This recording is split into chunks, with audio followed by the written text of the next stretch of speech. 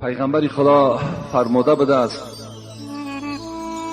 این من حق الزوج على زوجتی اذا ارادها على نفسها وهي على ظهر بعیر لا تمنعه. پیغمبر خدا چی گفتن؟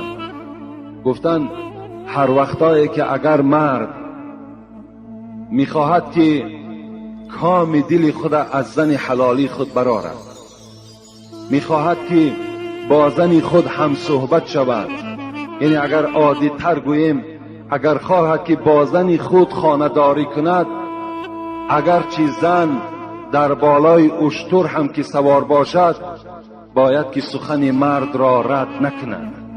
اگر بالای اشتر هم گفت پیغمبر سوار باشد، وقتی اگر مرد به سوی اشاره کرد که من با تو میخواهم که یک جایه شوم، باید که زن چیکار کند؟ از اشتر پایان شود و خواهش مرد را برآورد. این حدیث پیغمبر خداست. من از یک حکمت این حدیث به شما خبر میدهم که چرا پیغمبر خدا اشتر را ذکر کردند. چرا گفتند که اگر زن بالای اشتر باشد؟ چرا اسب نگفتند؟ چرا خر نگفتند؟ چرا یک حیوان دیگر را ذکر نکردند؟ اولا حیوانی که برای زنها سواره خوب بود در اون دوره ها این اشتر بود که سوار شدن او برای زنها هیچ ضرری نداشت و هیچ یعنی حرکت های تیز هم نداشتند و زنها بالای اشتر سوار شدن در طاقت داشتند.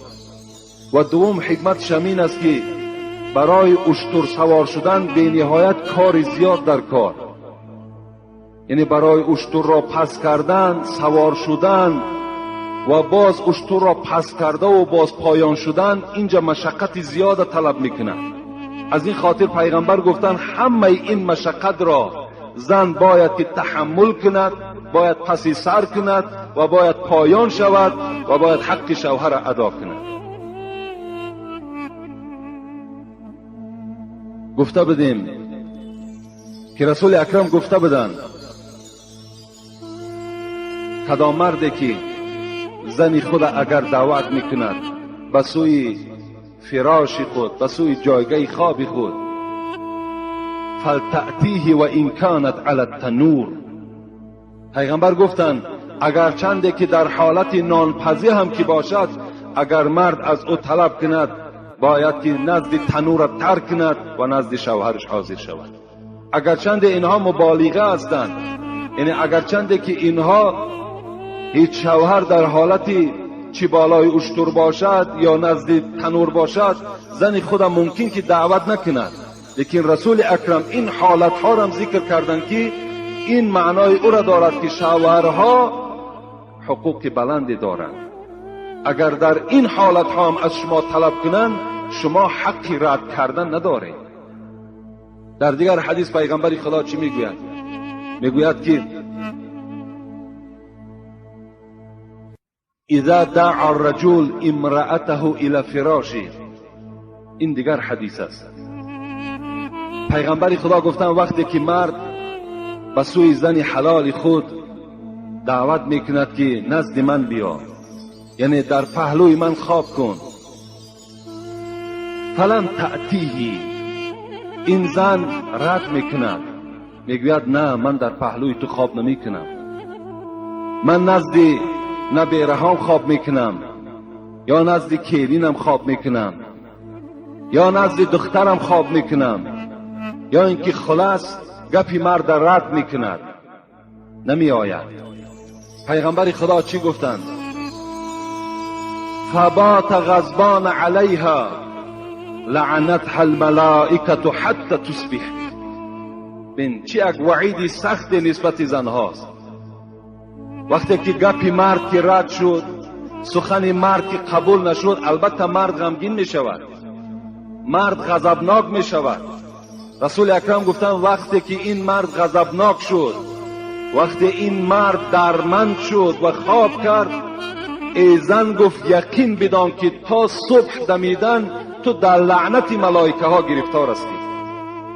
تا وقتی که صبح میدمد تمام ملائکه ها میگویند که لعنت خدا بر تو باد که تو سخن شوهر رد کردی. دیگر حدیث پیغمبر خدا چی میگوید؟ بین والذی نفسی بیدی، قسم به خدا گفتند پیغمبر ما و شما، قسم بر آن خدایی که جان محمد در دست اوست، ایما رجل یدعو امرأته الى فراشی فتأب علیه الا كان الذي في السماء ساخطا عليها حتى يرضى عنها. پیغمبر خدا گفتند وقتی اگر مرد زنی خودت دعوت میکند نزد من بیا، باز این زن کدام شرط و شرایط او را نمیگذارد که نزد مرد بیاید، در پهلوی مرد ایستد، حالا که وی زنی وی است باید که وی اطاعت کند هر زمان، هر ساعت، هر وقت. فتأب علیه، ابا میکند، سخن مرد قبول نمیکند. پیغمبر خدا گفتند یقین داند که الا کان الذی فی السماء، آن ذاتی که در آسمان است، مقصد از ذات آسمانی این خداوند است، ساخطا علیها حتی یرضی عنها، انا همون ذات از این زن ناخشنود می شود، غضبناک می شود تا وقتی که اگر این زن شوهری خود راضی نکرداند. من خداوند از این زن ناراضی، ملائکه ها از این زن ناراضی، پیغمبرها از این گونه زن ناراضی. وای به حال این زن که حال این زن چی می شده باشد وقتی که خداوند ناراضی باشد، پیغمبر ناراضی باشد، ملائکه ها ناراضی باشد، پس حیات برای این گونه زن در روی زمین چگونه جایز است؟ خدا نکرده اگر همون شب این زن امانت به سوی خداوند تسلیم کند، یعنی جان به حق تسلیم کند، این زن یقینا وارد جنت نمی شود. زیرا که پیغمبر خدا میگوید ایما امرأت ماتت و زوجها عنها راض دخلت الجنه، کدام مرد، کدام زنی که از دنیا میگذرد در حالتی که شوهرش زنده است و شوهر از او راضی است، دخلت الجنه، این زن وارد جنت می شود. زنی که اگر شوهر از او راضی باشد، شوهری که از او غضبناک باشد، ناراضی باشد، پس او زن چگونه وارد جنت می شود؟ خدا رحمت کند زنهای دوره پیغمبر را، اگرچنده که اینها را من بارها به سمع شما رسانیدم، لیکن مادام موردش آمده است باز به شما ذکر میکنم. نظر کنید که زنهای دوره پیغمبر چگونه بودند.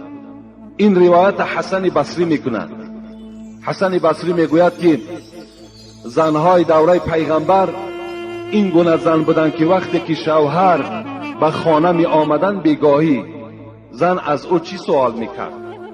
چی میپرسید؟ اولین چیزی که میپرسید کم حفظت آیتا من القرآن، امروز ای شوهری من تو در صحبت پیغمبر بودی، امروز ای شوهری من تو در صحبت داملا بودی، ای شوهری من امروز تو در مسجد بودی، چند آیت از قرآن از یاد کردی؟ این سؤال زنهای دوره پیغمبر از شوهرهاشان بود. چند آیت؟ این روزی دراز تو سپری کردی، آیا بار قرآن کشاده خواندی؟ کم حفظت حدیث من رسول الله، چند حدیث از پیغمبرت از یاد کردی؟ چی صحبت ها را از پیغمبر حفظ کردی نزد ما آوردی؟ این سوال ها را زنهای دوره پیغمبر از شوهرهای خود میکردند. بگوید وقتی که شوهر از کار می آمد زمانهای پیغمبر ده، البته مردها کار میکردند، مردها مثل امروزه تنبل نبودند، مردها کار میکردند، بازم کار کردنشان باز روزدار بودند. امروز جوانهای ما و شما نه روزه میگیرند نه کار به عهده دارند. اونها کار میکردند. وقتی میگوید که از کار میگشته میآمدن بگاهی، چه زنهای مبارک بودند، چه زنهای خدا ترس بودند، زنهایی بودند که اونها خواستگار جنت بودند، میدانستند که رضاگی شوهر این رضاگی خداست، خدا که راضی شد ما وارد جنت میشویم. این شعار اون زنها در مینه سر خود جا کرده بودند. میگوید وقتی شوهر می آمد گویا که این شوهر یک سال ندیده باشد، این گونه میگه استقبالش میکرد و پیش راهش میدوید، دستهای را میگیرید سلام میکرد و پشت دستی میگه شوهرها را بوسه میکردند. گویا که این شوهر در یگان مملکت دوردست از پی کار رفته باشد. حالان که سحر برآمده بود، در مدت 5 ساعت یا 6 ساعت نمیدید، این گونه زنها استقبال شوهر میکردند. میگه وقتی این شوهر که می آمد گویا که مهمان آمده باشد و یا وارد خانه میکردند و اولین کاری که میگه اون زنها میکردن چی بود؟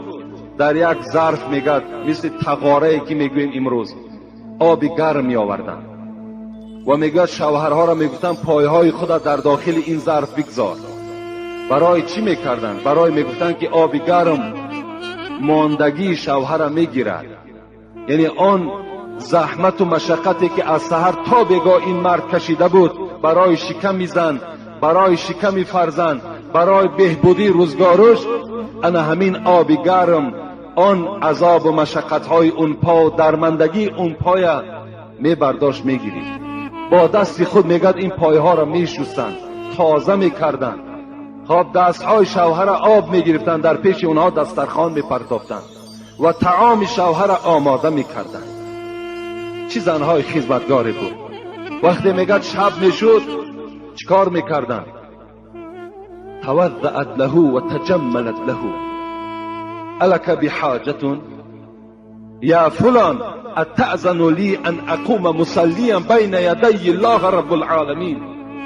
این سخن زنهای دوره پیغمبر است. میگوید وقتی شوهر که در جاگه خواب میکرده است،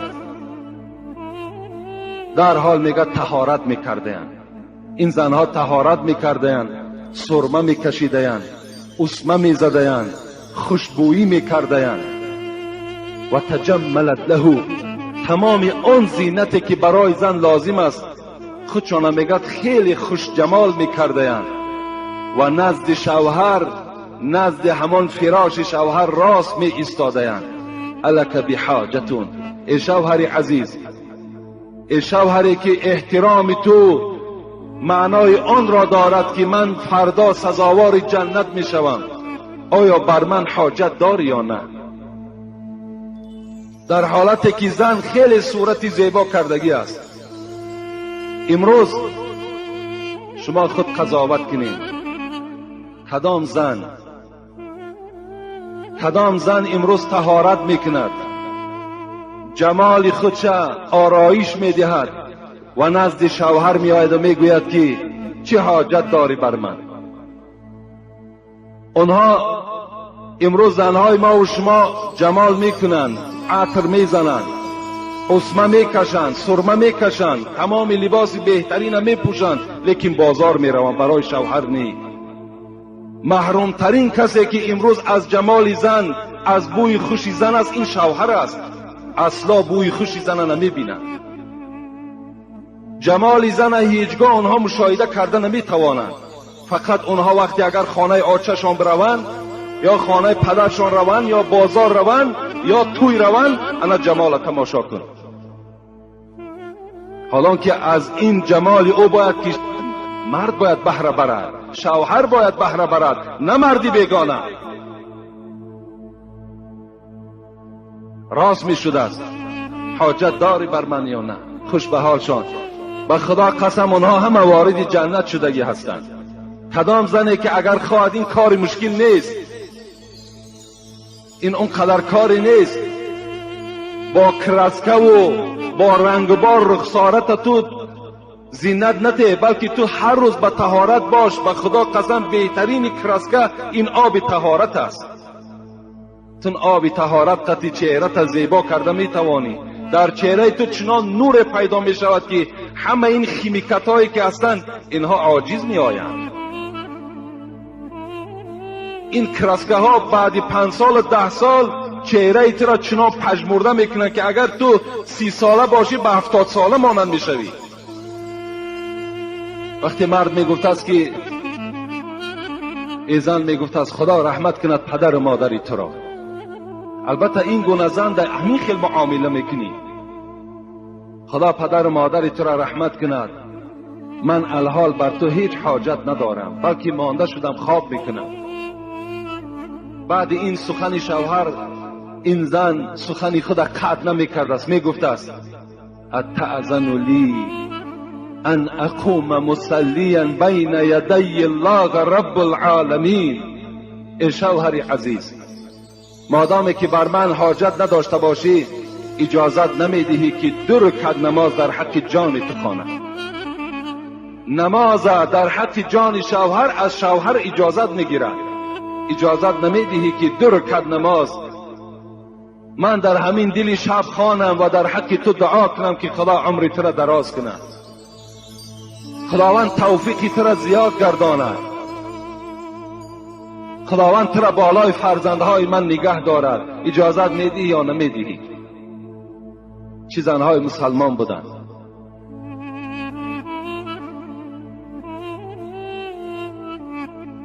اونها میدانستند که این معامله فردا بینهایت مکافات کلان دارد.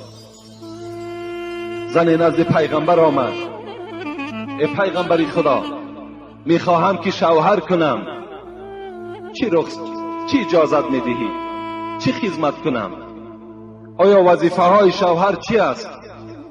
رسول اکرم چی گفتن؟ لو کان من فرقه الى قدمه صدید فالحسته المرأة ما عدت شکره. پیغمبری خدا گفتن ای خواهر، گفتن شوهر میکنی؟ گفت بله شوهر میکنم. گفتن حق شوهر این است که اگر از تار سر شوهر تا کف پای شوهر اگر زرداب باشد یا خون باشد، اگر تو زبان خود براری، فالحسته، اگر پاکیزه بدن همین شوهر، تا حال شکرانه شوهر به جا آوردی، تا حال تو شکر شوهر به جا آوردگی نیستی. اگر چند همین عمل قبیح را، همین عمل دشوار را تو اگر به عهده گیری و اگر انجام دهی. این گونه بدن زنها. قصه ام سلیم چه قصه هست که عبرت آمیز است برای همه زنهای روی دنیا. موردی گفتنش آمد، نگاه کنید که در کدام حالت ام سلیم با شوهر خود خانه‌داری میکند. کدام حالت بالای ام سلیم آمده بود. ام سلیم این مادر انس است. حضرت انس مادرش ام سلیم بودند. پدر انس وقتی از دنیا میگذرد، ام سلیم به شوهر میماند. یک زمان از ام سلیم سپری می شود از مادر انس و مادر انس شوهر می کند. شوهر دوم او ابو طلحه می باشد. ابو طلحه بسیار آدم خدا ترس بودند، بسیار آدم خدا جوی بودند و باغ کلان هم داشتند. می گوید وقتی که ابو طلحه را گرفت، بعد 1 سال گذشتن، ام سلیم باز صاحب یک فرزند شدند از این شوهر دوم که این فرزند را نامش را گذاشتند عمیر نام گذاشتند. عمیر میگوید روز به روز دوست رویک میشد، کلان میشد. چی در نزد پدر و مادرش عزیز بود، بسیار پدر و مادر دوستشان میداشتند. حتی پیغمبر خدا میگد گاه می آمد همین عمیر را میگد، همین فرزند ابو طلحه را نوازش میکرد، با او بازی میکرد، او را مذاق میکرد. باری میگد همین عمیر بیمار شد، بیماری تب. ابو طلحه میگد روزا روزدار بود، بیگاهی به خانه می آمد و میپرسید که عمیر چگونه هست، از حال او میگه خبر میگرفت. گاه روز میگه تبش بلند میشد، گاه روز تب عمیر پس میشد. خاصه از بین هفته گذشت یا 2 هفته گذشت، یک روز میگه همین ابو طلحه از پی صحرا شدن، از پی کار شدن که فرزندشون عمیر تبش بلند شد. تب بلند شد و مادرش ام سلیم اطراف فرزندش میدوید، دوایی میکرد، دوستداری میکرد، آب خنک می آورد. لیکن قضای الهی بوده است. عمر از دنیا میگذرد. میگد قسمی بیگاه بود، آمد ابو طلحه بود. در حال میگد این سلیم این فرزند خود عمر را میگد غسل داد، تازه کرد و در کفن میگد گرفت و برد در خانه دیگر گذاشت. وقتی بیگاه شد میگوید که این ابو طلحه که آمد پرسان کرد. اولین سؤالی که کرد حال عمر چگونه است، فرزندمان چی خیل شد؟ سلیم چی جواب دادند؟ میدانستند که ابو طلحه روزدار است.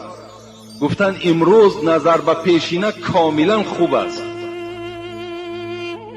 و الحال ابو طلحه استراحت دارد، خوب می شود که از حال او دیگر خبر نگیری. ابو طلحه میگد با یک دلی پور چیکار کردند؟ رفته در خانه ای که دائم طعام میخوردن نشستند و سلیم میگوید طعام آوردم، روزه را کشادند. شب میگوید در پهلوی این ابو طلحه خواب کردم و حتی با ابو طلحه خانه‌داری کردم. کی میتواند؟ چگونه زن میتواند که در خانه ای که در پهلوی او هست، فرزند او وفات کردگی هست، یگانه فرزند او، در همین خیل حالت باز شوهری خود خدمت میکند، با شوهر سیر آشکار نمیکند. برای چی؟ تا که ابو طلحه روزدار است. اگر من گویم که وی وفات کرده است، این الک غمگین میشود، یعنی اشتهای او میگردد، طعام نمیخورد و ضعف و بی‌قوتی ابو طلحه را فرا میگیرد. گفته چی یک نیت های نیکی در مینه سری سلیم دور میگشت. همون شب خانه‌داری کردند. میگد قسمی سحر شد. زنهای اون زمان عادت داشتند که پیش از شوهر میخیزند و آب طهارت برای شوهر آماده میکردند. امروز کم است آن زنهایی که برای شوهر آب طهارت گیرند، کم است. شوهر میخیزد، خود میرود طهارت میکند تا حال زن خواب است. بعض زنهای دیگر حتی که اگر آمده جماعتی بامداد میخوانیم میریم تا حال برزگاه خواب است، بیدار نیست.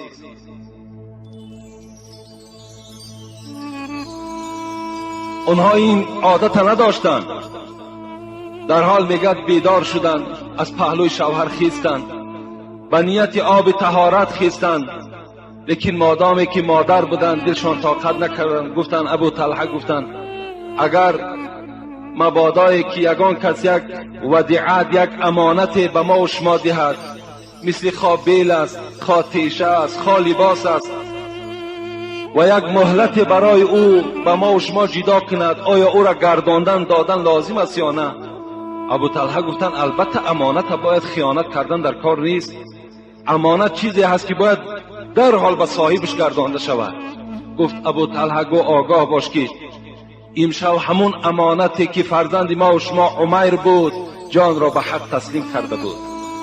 من نخواستم که تو را آگاه کنم، زیرا تشویش بالای تو میشد. تو آدمی روزدار بودی، تو آدمی مانده بودی، از این خاطر ما وی را غسل دادم، کفن کردم. الحال برای تو خبر میدهم. ابو طلحه میگوید غضبناک شدند، از جای خود خیستند و دوان نزد استاد خود، معلم خود، سرور خود، راهبر خود حضرت محمد صلی الله علیه و سلم روانه شدند. آمدن نزد پیغمبر شکایت کردند پیغمبر خدا این حالت دیروز بیگاهی بالای فرزند من رخ داد، لیکن زن من این حالت را برای من بیان نکرد، این چی میشده باشد؟ پیغمبر خدا گفتند خوش به حالت ای ابو طلحه که چی زنی مسلمانی را تو صاحب هستی. امشب این خانه‌داری که شما کردین پیغمبر خدا به نور نبوت دانستند. گفتن از این نطفه شما، از این خانه‌داری شما بی نهایت فرزند خوب به دنیا می آید. صحابه ها حکایت میکنند که وقتی پیغمبر از دنیا گذشتند این زن فرزند را تولد کرد به نام عبدالله، که بعد این عبدالله میگوید باز 8 بچه دیگر تولد شد، 9 بچه شدند. که همه اینا حافظ قرآن بودن. همه این به خاطر چی آمد؟ به خاطر احترام شوهر آمد، احترام ام سلم از برای شوهرش آمد. این 9 تا حافظ قرآن، این حزل نیست، این شوخی نیست. خداوند با همون زن نصیب میگرداند که اگر احترام شوهر داشته باشد، با قدر شوهر میرسیدگی باشد. چگونه زنهای خوبی بودند، چگونه زنهایی بودند که با شوهرهای خود این گونه معامله ها را میکردند. میگوید اسماء در حکایت صحابه میگذارد، اسماء میگوید فرزند یزید انصاری بود. باری میگوید نزد پیغمبر آمدم و گفتم پیغمبری خدا، پدر و مادرم فدای جان تو باد، من نماینده از بین زنها هستم، مرا نماینده انتخاب کردند و با پیش جناب شما روان کردند تا که از تو من سؤالی دارم. گفتن چی سؤال داری ای اسماء؟ میگوید اسماء گفتن پیغمبری خدا، تو هم پیغمبری مردها هستی هم پیغمبری زنها هستی. گفت بله من هم پیغمبری مردها هستم هم پیغمبری زنها هستم. گفت ای پیغمبری خدا، امروز مردها نماز جمعه میخوانند، مردها نماز 5 وقته جماعت میخوانند، امروز مردها نماز جنازه میخوانند، امروز مردها عیادت بیمار میکنند، امروز مردها حج میکنند، امروز مردها عمره میکنند، امروز مردها از همه بزرگ جهاد میکنند و ما در خانه مستور هستیم، با ستر هستیم، در خانه نشسته هستیم، فرزندهای اونها را در شکم خود میبرداریم، شهوت اونها را میشکنیم، لباسهای اونها را میشوییم، لباسهای اونها را میدوزیم. ای پیغمبری خدا، بازم این مردها در ثواب از ما گذشتند. رسول اکرم میگوید طرف اصحاب گشتند، گفتند آیا در بین زنها چنین سؤال کننده را میابید یا نه؟ این سؤالی که این زن کرد آیا از زبان هیچ زن شنیدگی هستین یا نه؟ گفتن نه پیغمبری خدا، اولین سؤالی است که ما از زبان اسماء شنیدیم. رسول اکرم چی گفتن ای اسماء؟ گفتن رفتن نزد همه آن زنهایی که تو را برای خود نماینده انتخاب کردند، با همه زنها آگاه کن که اگر زن جهاد کند، اگر چی مقدار ثواب گیرد، شما هم همون ثواب میگیرین، در حالتی که اگر احترام شوهر داشته باشید. 5 وقت نمازی که شوهرها میخوانند و آنها هر روز 135 ثواب از خود میکنند، شما هم همون ثواب در خانه میگیرین اگر احترام شوهر داشته باشید. اگر شما شوهر قبول کنین، با زبان خود آنها را آزار ندهین، با چهره های ترش خود دماغ اونها را ویران نکنید، شما هم همون ثوابی که امروز مردها چه از حج باشد، چه از عمره باشد، چه از نماز باشد، شما هم صاحب میشوید وقتی که اگر احترام شوهر داشته باشید. لیکن هزار افسوس، امروز شوهرها را میبینی بیچاره چه عرابه میکشند، چه ماشین میشوند، چه در قدهای راه خدمت مردهای دیگر را میکنند. یعنی همه برای بهبودی زندگی هست. یکی وقتی بیگاه می رود، شاید بیچاره به 1 سامان رود، شاید به 2 سامان رود، شاید به 5 سامان رود، شاید روز هیچ برار نشود، بی پول رود. لیکن از آزار زنها چه مشقتی دارند. برابر قبول شدن حالان که خوش آمدی، مرحمت، چکار کنیم ای شوهر، خسته نشو، انشاءالله این مشکلات ها دور می شود. این گپ های نیک ماندگی چه عذاب های با زبان نسبت شوهرها می دهند. روزی میگوید پیغمبر خدا عایشه را فریاد کردن، عایشه نزد من بیا، و گفتن ایما امرأة کلفت زوجها فی نفقتها ما لا یطیقه لم تنلها رحمت ربی و لیس لها شفاعت یوم القیامة. ای عایشه گفتن آگاه باش، کدام زنی که اگر با زبان خود شوهر خود آزار میدهد یا از شوهر خود آن مقدار مال طلب میکند که ما لا یطیقو، شوهر طاقت او را ندارد و این زن طلب کرده ایستاده است، لم تنلها رحمت ربی، یقین داند که رحمت خدا بالای این زن نمیبارد، و لیس لها شفاعت یوم القیامت، و این زنی که شوهر خدا آزار میدهد این از شفاعت من روز قیامت محروم است. این زنها امروز وجود دارند. امروز چی دعوت‌های از مردها میکنند، چی تشکیل‌های طلب میکنند که مردها طاقت او را ندارند، چی گناه‌های از شوهرها طلب میکنند، چی راه معصیت طلب میکنند که همین کار را انجام میدی، همین معرکه را میکنی، فلانی را در خانه من حاضر میکنی، حالان که این گناه است. شوهری هست که خدا ترس است، میگوید من حاضر نمیکنم، لیکن شوهر او را زن پیوسته آزار میدهد، چی به زبان باشد و چی به دست باشد. وای به حالش که البته اونها وارد جنت نمیشن. این دنیا یک دنیای است که بی نهایت قلیل است، بی نهایت کم است. زود است که این شوهر و این زن در پیشگاه خداوند راست میشوند. اون حالت این زن 1000 پشیمان که شود، دیگر پشیمانی نزد آتش دوزخ هیچ فایده ندارد. پشیمانی این دنیا را فایده دارد، احترام در این دنیا فایده دارد، اون دنیا دیگر پشیمانی و احترام دیگر هیچ معنی ندارد. حتی بین رسول اکرم میگوید لا تؤذی امرأة زوجها فی الدنیا الا قالت لها زوجته من الحور العین.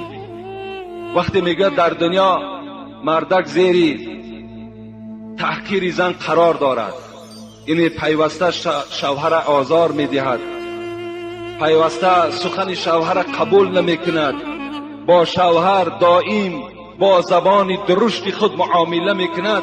رسول اکرم چی گفتند؟ گفتند که این مردها در جنت زنها دارند به نام حور العین. همان حور العین، همان حورهای جنتی وقتی این معامله بدی زنها را که در دنیا نسبت شوهرها که میدیدند چی میگفتند؟ با زن چی میگفتند؟ قاتلک الله.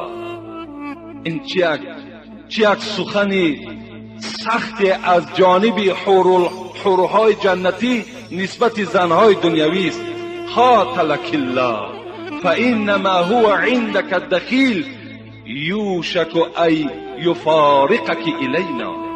گفته است که ای زن دنیایی، اینقدر شوهر آزار میدهی، اینقدر شوهر خوب قبول نمیکنی، قاتلک الله، خدا تو را قاتل کنه، خدا تو را هلاک کنه. فانما هو عندك الدخیل، یقین بدان ای زن دنیایی که این شوهر در نزد تو موقت است، این در نزد تو مهمان است. یوشک ای یفارقک الینا، زود است که تو را ترک میکند ای زن دلازار و نزد ما میآید. این حورهای جنتی نسبت همون زنهایی که در دنیا معامله دارند انا این گونه معامله میکرده.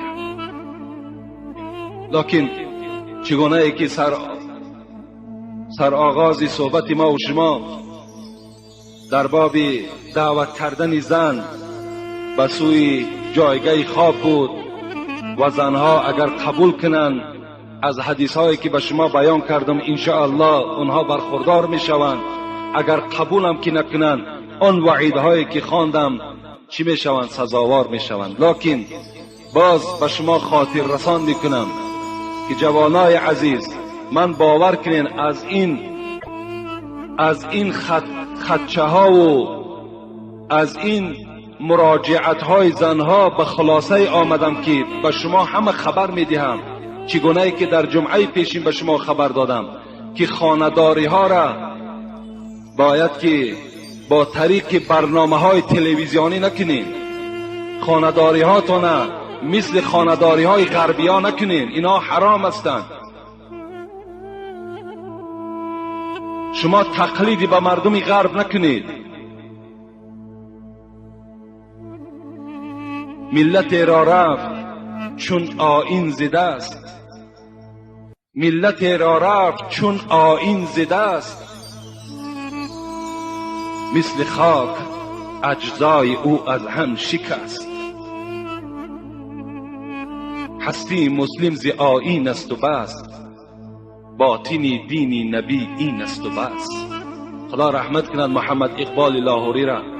میگوید از مردم غرب شما پیرو نشین، آن دین و آیین و آن رسم و اصولی که داشتین با او رفتار کنین، با آنها شما معامله نکنین.